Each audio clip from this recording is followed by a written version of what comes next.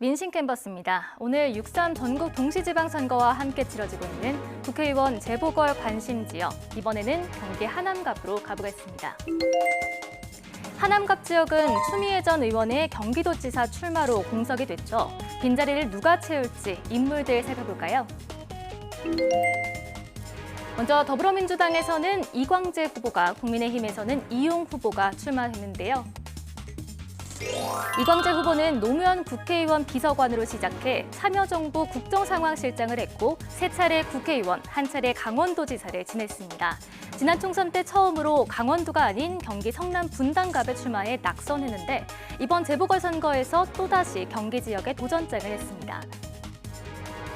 국민의힘 이용 후보는 평창 동계올림픽 썰매 총감독을 맡아 금메달 1개, 은메달 1개라는 최고 기록을 세운 주역입니다. 국민의힘 비례대표로 국회의원에 당선됐고 이후 윤석열 대통령의 대선 후보 시절 수행실장으로 활동한 대표적인 친윤입니다.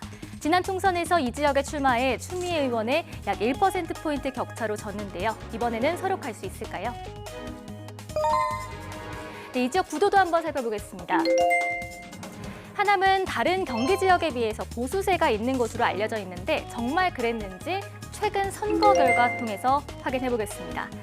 네, 이 지역도 평택을과 마찬가지로 인구가 증가해 지난 2022년 총선 때부터 지역구 조정이 있었습니다. 하남갑에 해당하는 10개 동만 뽑아서 지난 4차례 선거 판세를 살펴보겠습니다. 결과만 놓고 보면 2승 2패, 엎치락 뒤치락 했는데요. 지난 2024년 총선에서 더불어민주당 추미애 후보가 국민의힘 이용 후보와 맞붙어 당선됐는데 불과 1000여 표 차이였고요.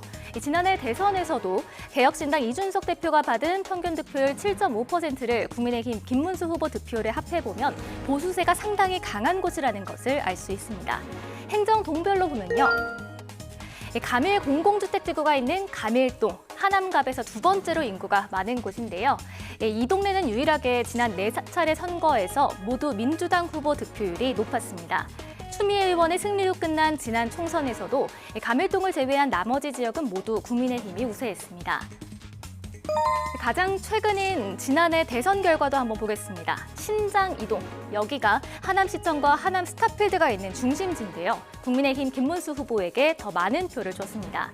가장 보수세가 강한 곳은 면적이 넓고 집성촌이 모여있는 이 천연동, 충궁동 지역입니다. 또 위례 신도시가 있는 위례동도 빨간색, 국민의힘이 우세했습니다.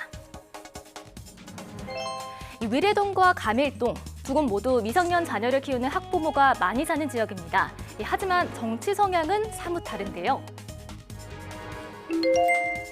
위례동에는 서울 송파와 성남, 하남에 걸쳐 있는 위례 신도시가 있습니다. 참여정부에서 추진한 2기 신도시 가운데 하나인데요. 반면 가밀동에는 이명박 정부의 3차 보금자리 주택지구 중 하나인 가밀 공공주택지구가 있습니다. 하남시에서 평균 집값이 가장 비싼 위례동은 보수인 국민의힘이 우세한 반면 가밀동은 하남에서 가장 민주당 지지가 센 곳입니다. 부동산 가격에 따른 계급 투표 성향을 여기서도 찾아볼 수 있겠습니다. 그럼 이곳 현재 투표율은 어떤지 살펴볼까요? 경기 하남갑의 투표율은 19.3%를 기록하고 있습니다. 지금까지 민심 캔버스였습니다.